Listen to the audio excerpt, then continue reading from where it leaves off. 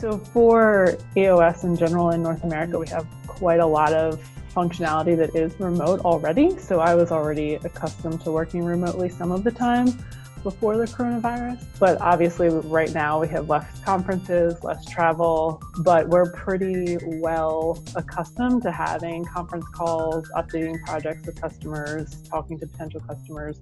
So overall, things going to video conferencing isn't that big of a deal. It hasn't been disruptive. And some of our colleagues are still going to the office to work on machines, to support customers and projects, things of that nature. I run my business technically from home anyway. I tend to have a kind of remote setting as my kind of mobile office, if you like.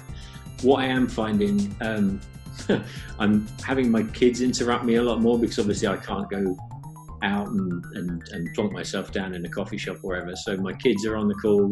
But as a recruiter, I'm also finding that the people I'm talking to have their kids on calls as well. So it's kind of nice to talk to people, and they haven't got their work gear on. You find that the barriers come down a lot more. And actually, when you're trying to understand a bit more about a client or a candidate or just a person generally, that whole idea of getting to know the person, it's easier and it's quicker. So that's really helped from my perspective.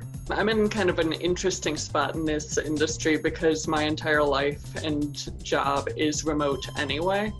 I always work from home. I always work remote from my team. When I'm talking about Team Fabaloo, my primary client, they're based in Winnipeg. I'm based in Cleveland.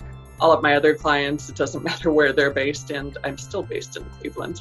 So remote life is kind of my standard anyway for the last 6 years working in 3D printing journalism. The only difference for me is that obviously travel is completely cut out.